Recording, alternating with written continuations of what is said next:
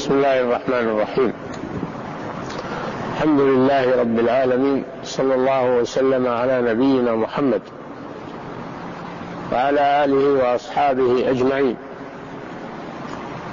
وبعد، فلا بد أولا من معرفة المؤلف، وهو الشيخ الإمام المجدد محمد بن عبد الوهاب بن سليمان بن علي التميمي النجدي. ولد رحمه الله تعالى في بلدة العوينة عام 1115 للهجرة، ونشأ في بيت علم، لأن أباه وجده وأعمامه كانوا هم علماء نجد في وقتهم، فحفظ القرآن الكريم بسن مبكرة، ثم اتجه لطلب العلم على والده وعلى العلماء الموجودين في بلدة العوينة، وهم كثيرون. وكان ذا فطنة وذكاء، وكان لا يقتصر على مجرد الحفظ، حفظ المتون والشروح، بل كان يتجه إلى معرفة الأدلة، معرفة المسائل بأدلتها، ومعرفة الأقوال الراجحة والمرجوحة. فكان عنده اتجاه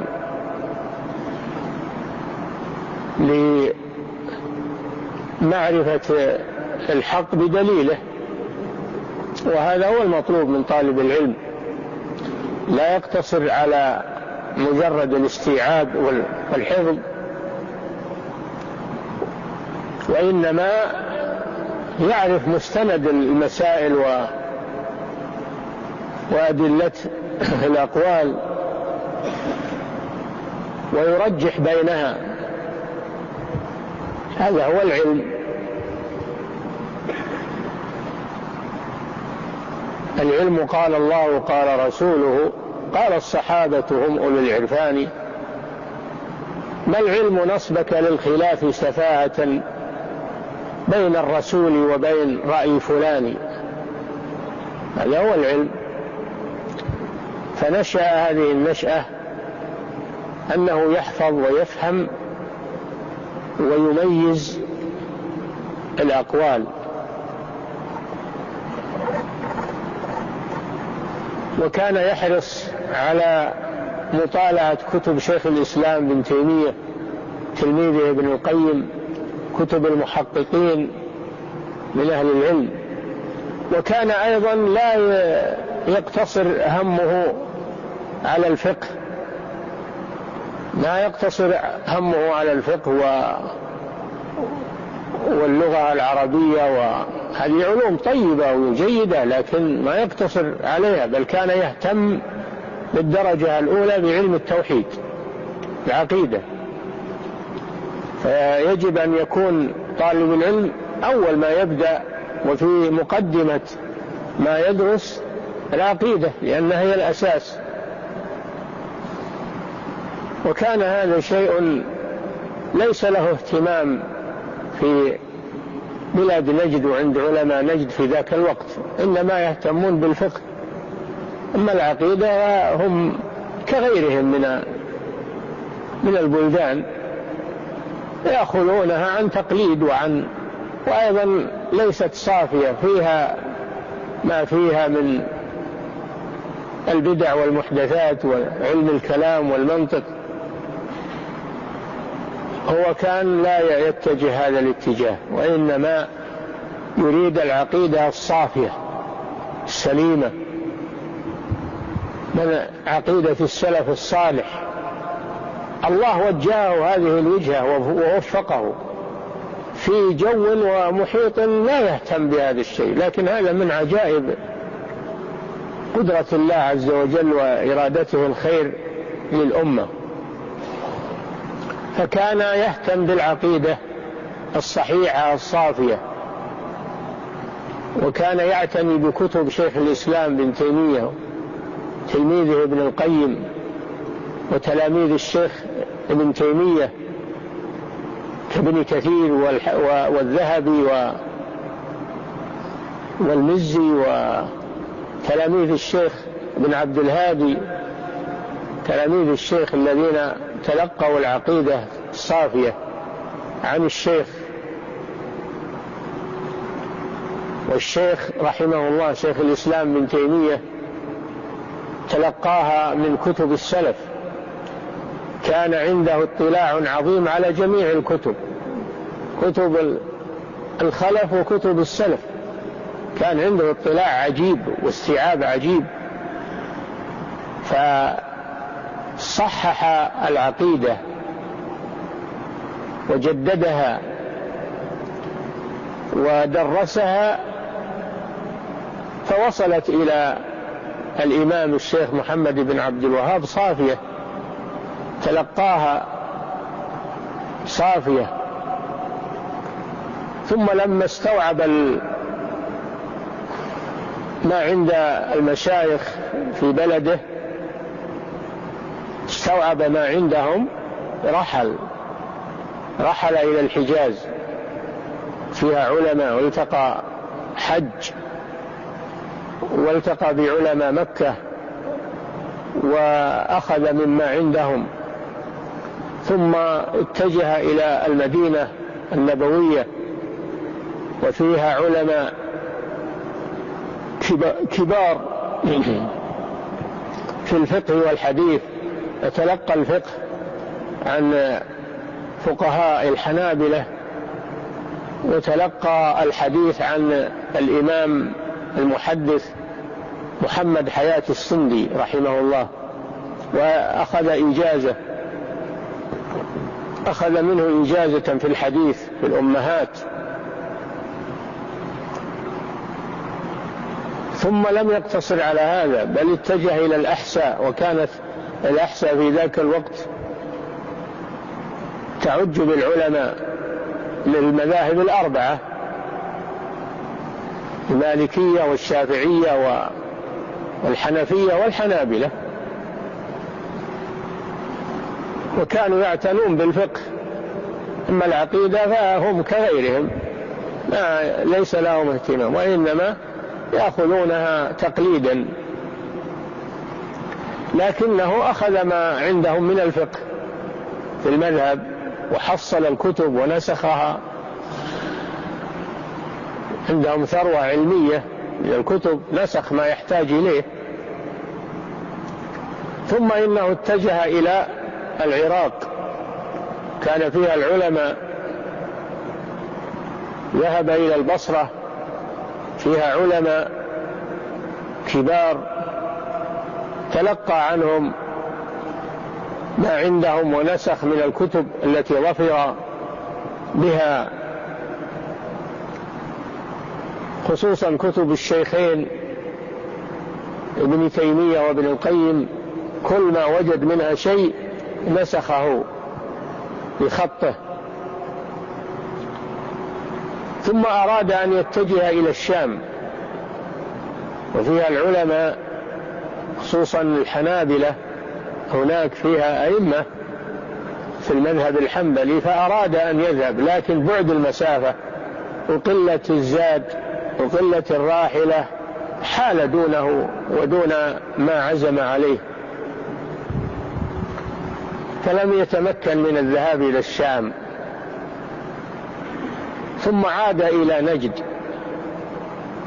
ووجد أن والده انتقل من العيينة إلى حريملة قاضيا فيها، ذهب هناك إلى والده وبدأ بالدعوة، بدأ يدعو إلى الله ويعلم التوحيد والعقيدة.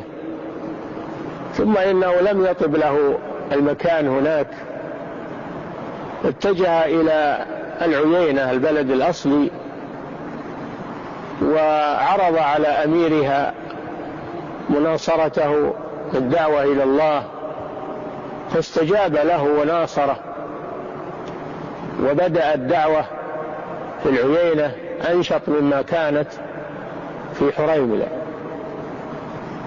ثم إن أمير الأحساء علم بذلك فكتب إلى أمير العيينة يطلب منه أن يطرد الشيخ من بلده، يطلب منه أن يطرد الشيخ من بلده وأن لا يمكنه من الدعوة. فقال للشيخ ما جاءه من أمير الأحساء. الشيخ أراد أن يوطنه وأن يثبته وأن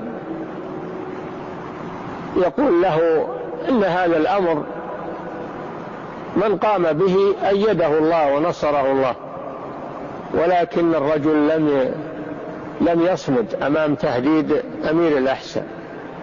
فلما رأى الشيخ أن أمير العيينة قد تراجع عن مناصرته ذهب إلى الدرعية ونزل عند تلميذه الشيخ بن سويلم، وخاف عليه تلميذه، خاف عليه من بطش أمير الدرعية، لأنه قد اشتهر أمره لأنه يدعو إلى الله وأنه ينكر البدع والمحدثات والشركيات التي عندهم. أنتم تعرفون الناس إذا جاء واحد يصحح ما يريدون هذا في الغالب،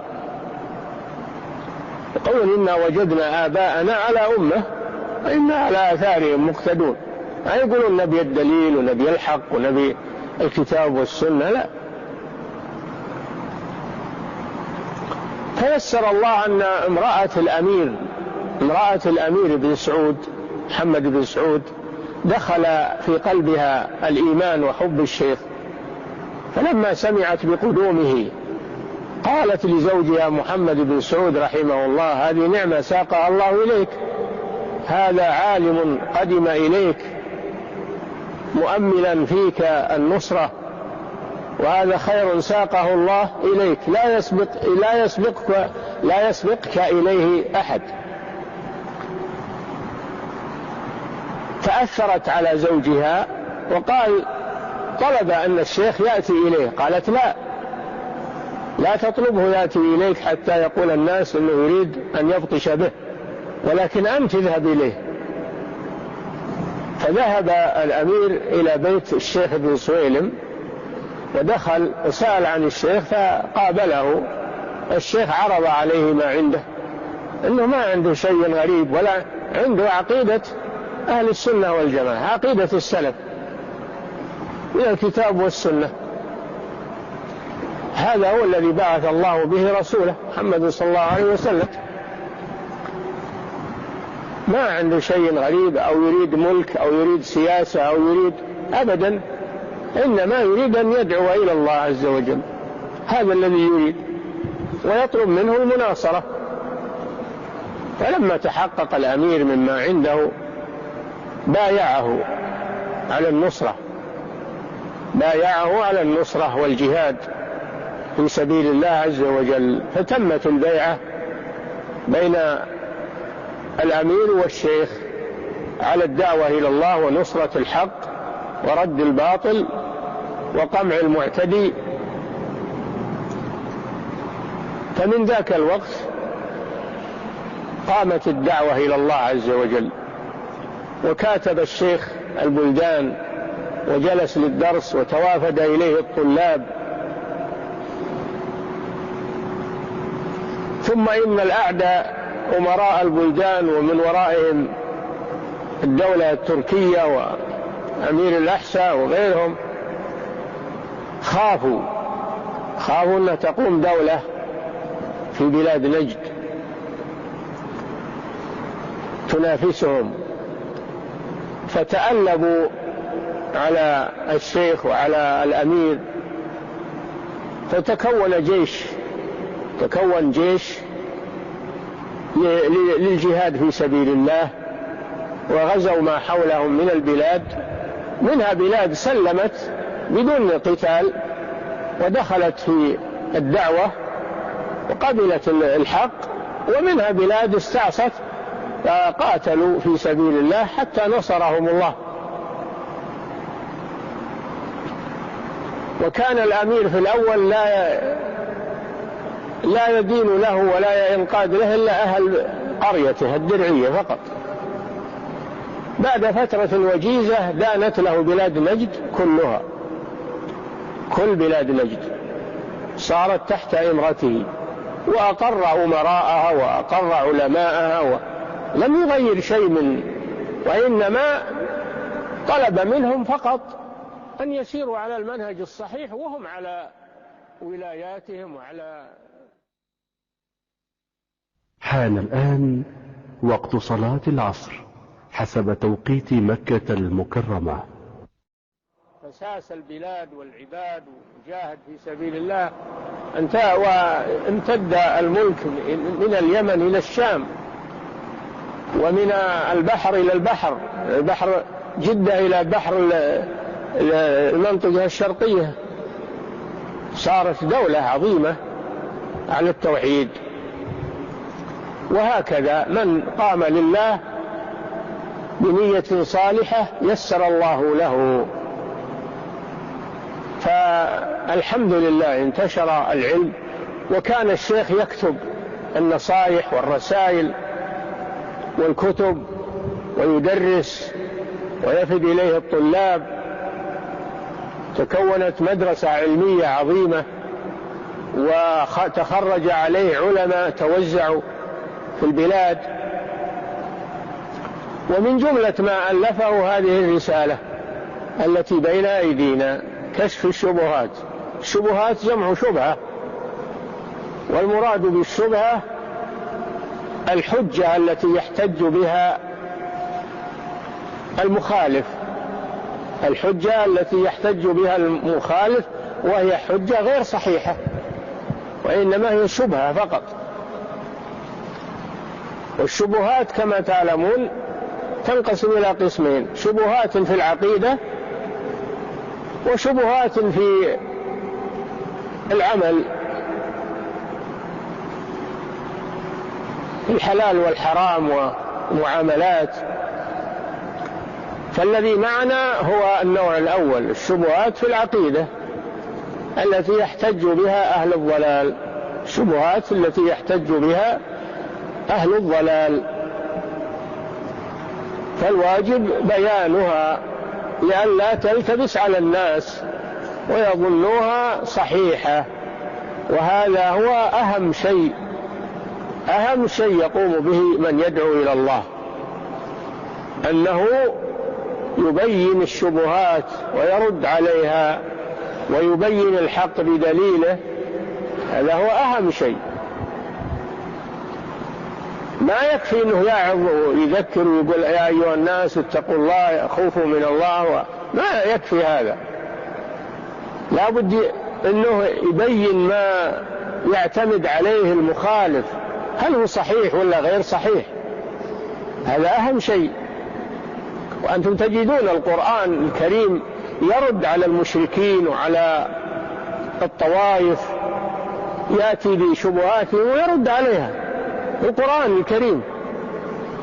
والسنة النبوية أيضا فيها الرد على المبطلين وبيان الحجج الباطلة، لأن أهل الضلال يعتمدون على حجج يزعمون أنها حجج ويضلون الناس بها، فلا بد من بيان بطلانها وبيان الحق بدليله. هذا هو أهم ما يقوم به الداعية إلى الله عز وجل، وإلا فإنها لا تثمر دعوته. إذا ترك الشبهات وترك الناس على ما هم عليه واكتفى بالوعظ والتذكير ما يؤثر شيء. كل يظن أنه على الحق، لكن إذا بين الحق بدليله ورد على الباطل وزيف الشبهات، هذا هو لب الدعوة، وهذا هو الذي بعث الله به رسوله صلى الله عليه وسلم، لا سيما الشبهات في العقيدة، فإنها خطيرة جدا، أن يكون الناس على عقيدة باطلة أو عندهم حجج باطلة، هذا هو المهم. فالشيخ رحمه الله تناول هذه الحجج التي يحتج بها أهل الضلال وأبطلها واحدة واحدة في هذه الرسالة المختصرة، ولهذا سماها كشف الشبهات. كشف يعني بيان الشبهات التي يحتج بها أهل الضلال، هذه تسمى شبهات ما تسمى أدلة. الأدلة هي الأدلة الصحيحة، يقال أدلة. أما الحجج الباطلة فيقال لها شبهات، لأنها تشبه على الناس، يظنونها حق، تشتبه عليهم تشتبه عليهم، يظنون أنها حق وهي شبهات فقط. اعلم رحمك الله أن التوحيد هو إفراد الله سبحانه وتعالى بالعبادة. قال رحمه الله في بدايتها: اعلم رحمك الله. اعلم هذا تنبيه، اعلم هذه كلمة تنبيهية، اعلم يعني تعلم وانتبه. اعلم رحمك الله، دعا للمخاطب، وهذه خصلة عظيمة من الداعية إلى الله، أنه يتلطف بالناس ويدعو لهم بالهداية والرحمة، ما يواجههم بالكلام القاسي أو المنفر، وإنما يوجه لهم الكلام الطيب، الكلام الطيب. فقولا له قولا لينا لعله يتذكر أو يخشى. فدعا له رحمك الله، دعا له بالرحمة، أن التوحيد هو إفراد الله بالعبادة. ما هو الشيء الذي تعلمه؟ تعلم أن التوحيد هو إفراد الله بالعبادة، هذا هو التوحيد، ألا تعبد إلا الله، هذا معنى لا إله إلا الله. وما أمروا إلا ليعبدوا إلها واحدا، وما أمروا إلا ليعبدوا الله مخلصين له الدين، واعبدوا الله ولا تشركوا به شيئا، وما أرسلنا من قبلك من رسول إلا نوحي إليه أنه لا إله إلا أنا فاعبدون. هذا هو التوحيد، إفراد الله بالعبادة، بأن لا تعبد إلا الله جل وعلا بجميع أنواع العبادة، الدعاء لا تدعو إلا الله، الاستغاثة لا تستغيث إلا بالله فيما لا يقدر عليه إلا الله، الذبح والنذر وكل هذا لله.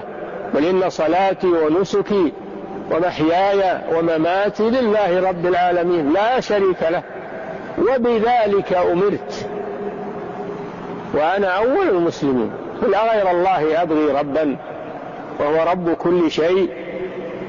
هذا هو التوحيد. ليس التوحيد ما يقوله علماء الكلام والمنطق، أن التوحيد هو إفراد الله بالخلق والرزق والإحياء والإماتة والتدبير، هذا توحيد الربوبية، وهذا ليس هو المطلوب. هذا يقر به العالم، حتى المشركون يقرون أن الله هو الخالق الرازق المدبر. قل من يرزقكم من السماوات والأرض أمن يملك السمع والأبصار من يخرج الحي من الميت ويخرج الميت من الحي ومن يدبر الأمر، فسيقولون الله.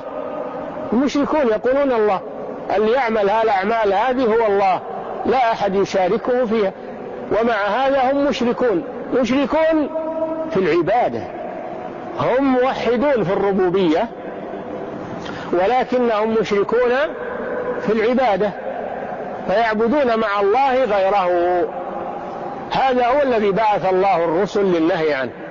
الرسل ما قالوا للناس أقروا لله لأنه هو الخالق الرازق، هم يقرون بهذا بلا طلب، وإنما يقولون لهم اعبدوا الله ولا تشركوا به شيئا. هذا الذي بعث الله به الرسل، وهذا هو التوحيد المطلوب، هو التوحيد المطلوب. أما لو أقر بتوحيد الربوبية فقط لم ينفعه ذلك، لا، ما نفع المشركين، يقرون بتوحيد الربوبية ولا نفعهم حتى يقروا بتوحيد الألوهية، وهو عبادة الله وحده لا شريك له. هذا معنى قوله رحمه الله: اعلم رحمك الله أن التوحيد هو إفراد الله بالعبادة. هذا هو التوحيد المطلوب الذي دعت إليه الرسل ونزلت به الكتب، وهذا هو معنى لا إله إلا الله.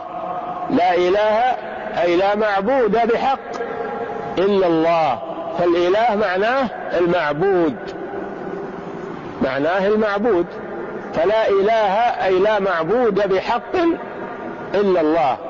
أما ما يعبد غير الله فهو معبود بغير حق. انتبهوا، لا معبود بحق إلا الله. لماذا نقول بحق؟ لأن هناك معبودات كثيرة تعبد لكنها بالباطل، ذلك بأن الله هو الحق وأن ما يدعون من دونه هو الباطل وأن الله هو العلي الكبير. فلا بد أن نقول لا معبود، معنى لا إله أي لا معبود بحق إلا الله.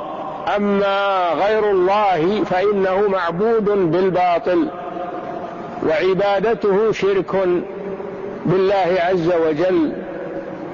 فالتوحيد هو إفراد الله بالعبادة. فإذا طلب منك أن تعرف التوحيد أو سئلت ما هو التوحيد تقول هو إفراد الله بالعبادة.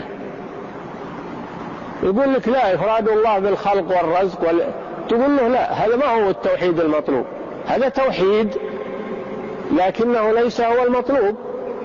هذا يقر به غالب العالم، أكثر العالم يقرون به، مؤمنهم وكافرهم يقرون بأن الله هو الخالق الرازق المحيي المميت. لكن المطلوب هو توحيد الألوهية، توحيد العبادة. هذا هو الذي بعث الله به رسله وأنزل به كتبه وأمر به جميع خلقه، وما أمروا إلا ليعبدوا الله مخلصين له الدين حنفاء ويقيموا الصلاة ويؤتوا الزكاة وذلك دين القيمة. هذا هو الدين الصحيح، تنبهوا لهذا. مجالس العلم.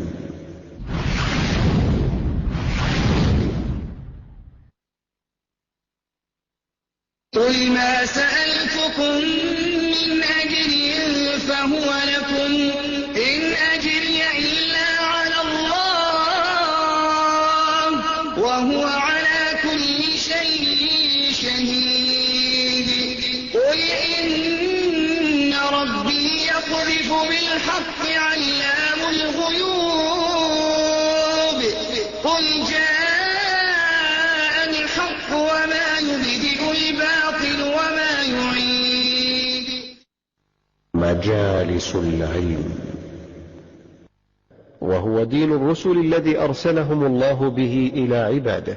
نعم، وهو التوحيد الذي هو إفراد الله بالعبادة هو دين الرسل الذين أرسلهم الله إلى عباده، هو دين الرسل، الأمر بعبادة الله وحده لا شريك له. كل رسول يقول لقومه يا قوم اعبدوا الله ما لكم من إله غيره. قالها نوح وقالها هود وقالها صالح وقالها شعيب وقالها إبراهيم وقالتها جميع الأنبياء. أول ما يقولون لقومهم اعبدوا الله ولا تشركوا به شيء، ولم يقولوا لهم أقروا أن الله هو الخالق الرازق. هم يقرون بهذا، لكن ما يكفي هذا، لا يكفي هذا. ولهذا قال يا أيها الناس اعبدوا ربكم الذي خلقكم. شوف، اعبدوا ربكم الذي خلقكم، هذا توحيد الربوبية.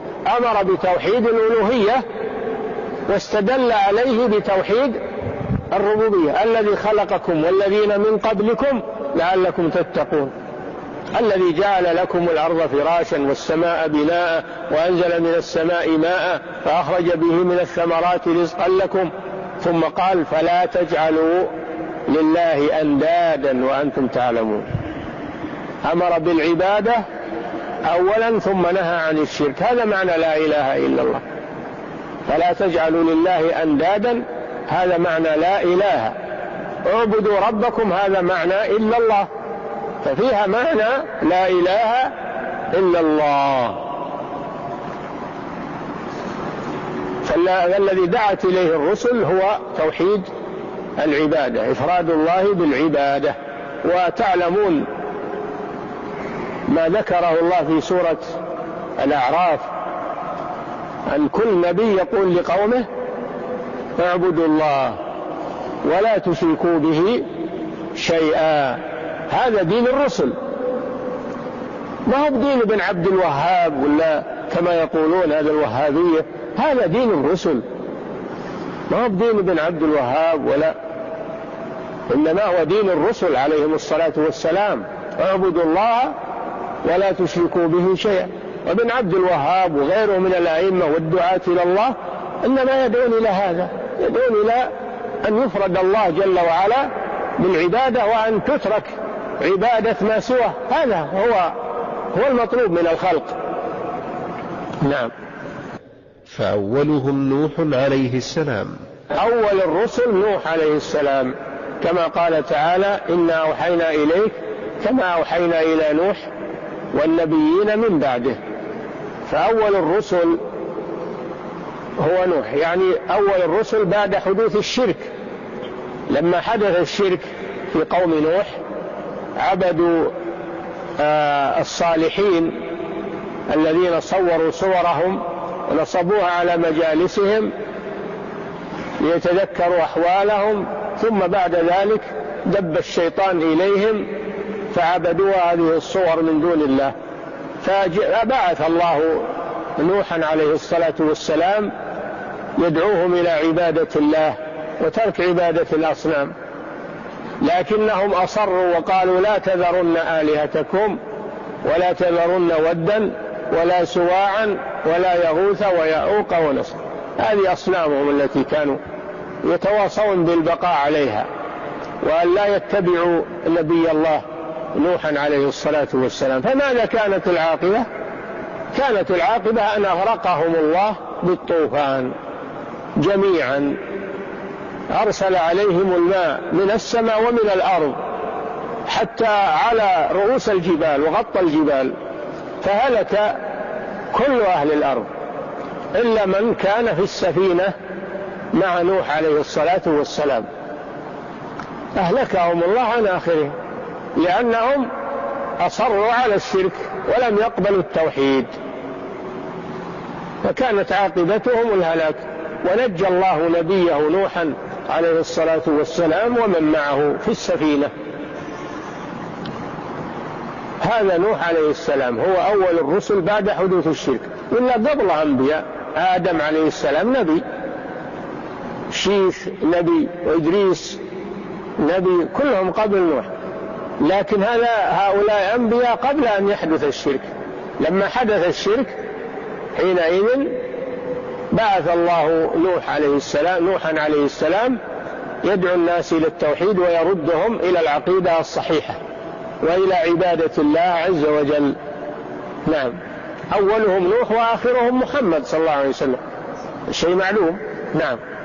أرسله الله إلى قومه لما غلوا في الصالحين ود وسواع ويغوث ويعوق ونسر. كانوا على التوحيد في الأول على دين آدم عليه السلام على التوحيد. ثم كان فيهم رجال صالحون عباد ماتوا في عام واحد فحزنوا عليهم، فجاءهم الشيطان وقال لهم صوروا صورهم وانصبوها على مجالسهم حتى تتذكروا أحوالهم تنشطوا على العبادة. قاموا صوروا الصور ونصبوها بهذا القصد، قصد الصلاح والعبادة، تذكر الذكرى اللي يسمونها الآن التذكارية. الصور ايش التذكارية هي من هالنوع هذا، نصبوا هذه الصور تذكارية علشان انهم يتذكرون احوالهم ويقتدون بهم. وكان العلماء موجودين ولا تمكن الشيطان من انه ينفذ الشرك، لكن حط الوسيلة، غرس، شوفوا الشيطان غرس الوسيلة فقط وهي نصب الصور لهدف ظاهره الصلاح والخير، غرس الغرس لعنه الله وسكت. ما دام العلماء موجودين ينهون عن الشرك ما حصل شيء. فلما مات العلماء ولم يبقى إلا الجهال جاءهم وقال إن آباءكم ما نصبوا هذه الصور إلا ليعبدوها وبها كانوا يسقون المطر وزين لهم عبادتها فعبدوها من دون الله. فبعث الله رسوله نوحا عليه الصلاة والسلام ينهاهم عن الشرك، وحصل ما حصل. نعم. وآخر الرسل محمد صلى الله عليه وسلم. آخر الرسل بالإجماع خاتم النبيين محمد صلى الله عليه وسلم، لا نبي بعده، فمن ادعى النبوة بعده فهو كذاب وكافر، ومن صدقه فهو كافر. هذه عقيدة لازم نعتقد أن خاتم النبيين هو محمد صلى الله عليه وسلم. قال جل وعلا ما كان محمد أبا أحد من رجالكم ولكن رسول الله وخاتم النبيين. خاتم النبيين آخر شيء، آخر رسول هو محمد صلى الله عليه وسلم. وقال صلى الله عليه وسلم أنا خاتم النبيين لا نبي بعدي، لا نبي بعدي. قال عليه الصلاة والسلام سيكون كذابون 30 كل منهم يدعي أنه نبي وأنا خاتم النبيين لا نبي بعدي. فالذي يدعي النبوة بعد رسول الله صلى الله عليه وسلم كافر، لأنه مكذب لله، مكذب للرسول صلى الله عليه وسلم، ومكذب لإجماع المسلمين، فلا نبي بعده. المسيح عليه السلام عيسى بن مريم ينزل في آخر الزمان، لكن ما ينزل على أنه نبي، على أنه رسول، ينزل على أنه مجدد لدين محمد صلى الله عليه وسلم، يحكم بشريعة الإسلام، فهو من أتباع الرسول صلى الله عليه وسلم ومجدد لدين الرسول صلى الله عليه وسلم، يحكم بالإسلام، شريعة الإسلام، بالقرآن، بالسنة. هذه مهمة المسيح عليه السلام في آخر الزمان وقت نزوله، أنه مجدد وأنه يرد الناس إلى عبادة الله على دين محمد صلى الله عليه وسلم، تابع له. نعم. وهو الذي كسر صور هؤلاء الصالحين. الرسول صلى الله عليه وسلم هو الذي كسر صور هؤلاء الصالحين، لأن هذه الصور لما جاء الطوفان دفنها في الأرض، دفنها في الأرض. وكان الناس في مكة والحجاز على دين إسماعيل عليه السلام، على دين إسماعيل بن إبراهيم، دين أبيهم التوحيد. ظهر رجل يقال له عمرو بن لحي الخزاعي، وكان ملكا على الحجاز، على أرض الجزيرة، وكان عابدا وناسكا في أول أمره، ثم ذهب إلى الشام للعلاج، فوجد الناس هناك يعبدون الأصنام، وجد الناس يعبدون الأصنام، والعياذ بالله دخل في قلبه الزيغ والانحراف، واستحسن عبادة الأصنام، فأعطوه أصناما جاء بها إلى أرض الحجاز، وجاءه إبليس وأخبره عن صور الصالحين أنها مدفونة في كذا وكذا، فحفرها ونصبها وأمر الناس بعبادتها، فغير دين إبراهيم عليه السلام وأحدث الشرك في بلاد العرب.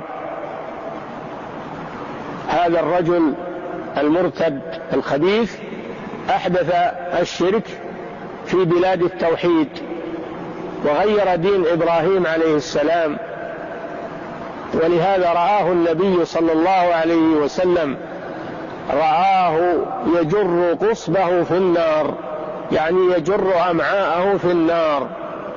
أطلع الله نبينا محمد صلى الله عليه وسلم على ما يقاسيه هذا الخبيث في جهنم، وأنه يجر أمعاءه في النار، لأنه أول من سيب السوائب وغير دين إبراهيم عليه السلام. انتشرت الأصنام في الحجاز وفي أرض العرب من بداية هذا الرجل الخبيث، انتشرت انتشارا فظيعا في مكة، حتى صار على الكعبة 360 صنما، على الكعبة نفسها، وعلى الصفا والمروة إساف ونائلة، على الصفا والمروة أصنام، بل إنه يقولون في كل بيت صنم يعبده أهله في مكة أم القرى. فلما بعث الله محمدا صلى الله عليه وسلم بالتوحيد والنهي عن الشرك، وحصل عليه ما حصل من المعارضات والأذى، وصبر وثبت عليه الصلاة والسلام هو ومن معه، وهاجروا إلى المدينة. ثم في السنة 8 من الهجرة جاء النبي صلى الله عليه وسلم ومعه الجيش من الموحدين، ودخلوا مكة وفتحوها، ودخلت تحت حكم الرسول صلى الله عليه وسلم.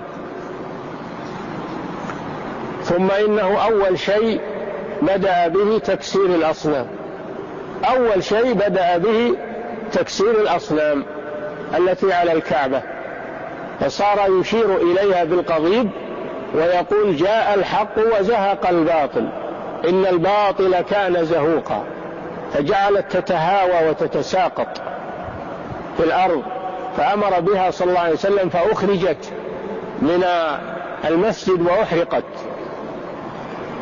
دخل صلى الله عليه وسلم الكعبة، دخل الكعبة فوجد فيها الصور على الجدران، وجد فيها الصور على الجدران فغسلها، غسل الصور ومحاها، وتردد في البيت في داخل البيت وهلل الله وكبره، ثم صلى ركعتين، ثم خرج صلى الله عليه وسلم وقريش مجتمعة في المسجد الحرام ينتظرون ماذا يعمل بهم، سووا فيه وعملوا معه وآذوه وضايقوه، ماذا سيعمل بهم لما مكنه الله منه؟ قال يا معشر قريش ما تظنون أني فاعل فيكم؟ قالوا خيرا، أخ كريم وابن أخ كريم. قال صلى الله عليه وسلم أقول لكم كما قال يوسف لإخوته لا تثريب عليكم، لا تثريب عليكم اليوم يغفر الله لكم، اذهبوا فأنتم الطلقاء. فدخلوا في دين الله أفواجا، وتوافدت الوفود من القبائل. لما أسلمت قريش القبائل غيرها تبع لها، فتوافدت الوفود على الرسول صلى الله عليه وسلم يبايعونه ويعلنون إسلامهم، وذكر الله ذلك في قوله سبحانه: بسم الله الرحمن الرحيم: إذا جاء نصر الله والفتح ورأيت الناس يدخلون في دين الله أفواجا فسبح بحمد ربك واستغفر إنه كان توابا. يعني قد حان أجلك، قد حان أجلك، فاختم حياتك بالاستغفار والتسبيح.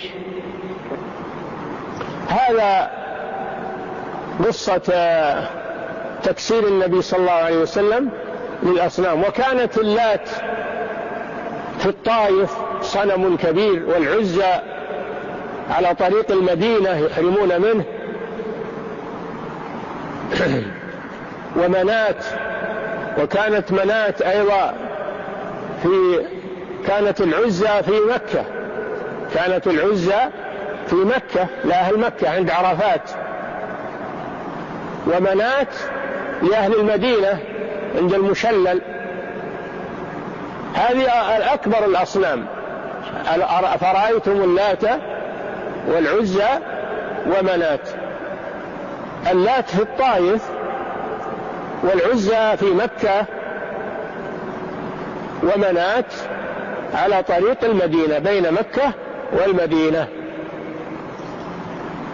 عند جبل قديد في المشلل. النبي صلى الله عليه وسلم أرسل إلى هذه الأصنام الثلاثة من يهدمها، فأرسل صلى الله عليه وسلم إليها، أرسل خالد بن الوليد رضي الله عنه إلى العزى فهدمها، وأرسل أبا سفيان والمغيرة بن شعبة إلى اللات فهدمها، وأرسل علي بن أبي طالب رضي الله عنه إلى منات فهدمها، فهدمت الأصنام. هذا معنى قول المصنف: وهو الذي كسر، يعني الرسول صلى الله عليه وسلم محمد عليه الصلاة والسلام هو الذي كسر تلك الأصنام. نعم. أرسله الله إلى أناس يتعبدون ويحجون ويتصدقون ويذكرون الله كثيرا. نعم، العرب خصوصا أهل الحجاز ومن حولهم كانوا يعبدون الله، باق فيهم شيء من دين إبراهيم، مع شركهم كانوا يعبدون الله ببعض العبادات، يحجون ويعتمرون ويتصدقون، لكنهم كانوا يشركون ويعبدون غير الله ويدعون غير الله، يعبدون الله ويعبدون غيره، يجمعون بين هذا وهذا. والعبادة ما تصلح إلا مع الإخلاص، ما تصلح مع الشرك، إذا خالطها شرك بطلت. فكانت قريش يعبدون الله لكنهم يشركون معه غيره، والعبادة ما تنفع إلا إذا كانت خالصة لوجه الله ليس معها شرك. نعم، ما هم كفار محض ما عندهم عبادة، لا، عندهم شيء من العبادة. هذا يدل على أنه ما يكفي أن الإنسان يعبد الله فقط، لا بد أن يكفر بالطاغوت، ولهذا قال: فمن يكفر بالطاغوت ويؤمن بالله فقد استمسك بالعروة الوثقى. لم يقتصر على قوله فمن يؤمن بالله، بل لا بد قبله من الكفر بالطاغوت. التوحيد لا بد معه من ترك الشرك، وإلا لم يكن توحيدا. نعم. ولكنهم يجعلون بعض المخلوقين وسائط بينهم وبين الله تعالى، ويعبدون الله بأنواع العبادات، لكنهم يعبدون بعض المخلوقات، ما يقولون انها تخلق وترزق وتحيي وتميت، ولكن يقولون انها تتوسط لنا عند الله شفعاء، ويعبدون من دون الله ما لا يضرهم ولا ينفعهم، ويقولون هؤلاء شفعاؤنا عند الله. يقولون نحن ما نصل إلى الله، لا بد نجعل بيننا وبين الله واسطة من الصالحين من الأولياء، من يتوسطون لنا عند الله، ويتقربون إلى هذه الوسائط بالعبادة والذبح والنذر علشان يتوسطون لهم عند الله ويشفعون لهم عنده. هذه حجته. ما كان المشركون يعتقدون في أصنامهم أنها تخلق وترزق وتحيي وتميت وتدبر، هذا يعترفون أنه لله جل وعلا، لكن يقول ما نريد منهم إلا الشفاعة والوساطة. ما يجوز هذا. اعبدوا الله بدون شيء، بدون وساطة وبدون شفاعة. اعبدوا الله مباشرة، اعبدوا الله مباشرة بينك وبين الله سبحانه وتعالى. نعم. الآن عباد القبور هذه حجتهم، يعبدون القبور ويقول والله إننا نعرف أنهم أموات، أنهم ما يخلقون ولا يرزقون ولا يدبرون، لكن هم صالحون يتوسطون لنا عند الله وسائل. هذه حجتهم، هي حجة الأولين سواء بسواء. نعم. يقولون لا، الشرك أنك تعتقد أن أحد يخلق مع الله أو يرزق مع الله. يقول كذبتم، ما هو هذا هو الشرك. الشرك أن تجعل لله شريكا في العبادة، هذا هو الشرك. نعم. يقولون نريد منهم التقرب إلى الله تعالى. هذه شبهتهم، هذه أول شبهة، انتبهوا، هذه أول شبهة، إنهم يقولون نحن ما نعبد هذه القبور وهذه الأضرحة والأولياء والصالحين، ما نعبدهم إنهم يخلقون أو يرزقون أو يحيون أو يميتون أو يشفون من المرض، لا، هذا لله، إنما هم رجال صالحون أحسن منا، فنريد أنهم يتوسطون لنا عند الله، يشفعون لنا عند الله. هذه حجته، هذه أول شبهة. هل الله أمرنا أن نتخذ وسائط بيننا وبينه؟ وين الآية اللي تأمر بها؟ هل الله أمرنا أن نعبد غيره نقول هؤلاء شفعاء لنا عند الله؟ أبدا، هذا كذب، هذه شبهة داحضة. نعم. ونريد شفاعتهم عنده، هذه حجتهم، يقربون إلى الله زلفى. ما نعبدهم إلا ليقربون، ما نعبدهم لأنهم يخلقون ويرزقون وكذا، إلا ليقربون فقط، يقربون إلى الله زلفى. طيب أنتم ليه ما تقربون إلى الله؟ أنتم تقربوا إلى الله مباشرة. الله جل وعلا أمركم بدعائه وعبادته، وفتح بابه للتائبين والداعين والمستغفرين، ولم يجعل بينه وبين عباده واسطة تبلغهم حوائج الخلق، تبلغ الله حوائج الخلق. الله يسمع ويرى ويعلم سبحانه وتعالى، هم بحاجة إلى وسائط. نعم. مثل الملائكة وعيسى ومريم وأناس غيرهم من الصالحين. نعم، الغالب أنهم ما يعبدون إلا من الصالحين، مثل عيسى وعزير ومريم أم عيسى وناس من الصالحين، كما هو الحال الآن عند عباد القبور. نعم. فبعث الله تعالى إليهم محمدا صلى الله عليه وسلم يجدد لهم دينهم دين أبيهم إبراهيم عليه السلام، ويخبرهم أن هذا التقرب والاعتقاد محض حق الله تعالى، لا يصلح منه شيء لغيره، لا لملك مقرب ولا نبي مرسل، فضلا عن غيرهما. إذا كان الأنبياء، إذا كان الملائكة المقربون والرسل لا يعبدون، فكيف يعبد غيرهم ممن هو دونه من الصالحين والأولياء كما تقولون؟ العبادة حق لله، ما لأحد فيها أي استحقاق. نعم.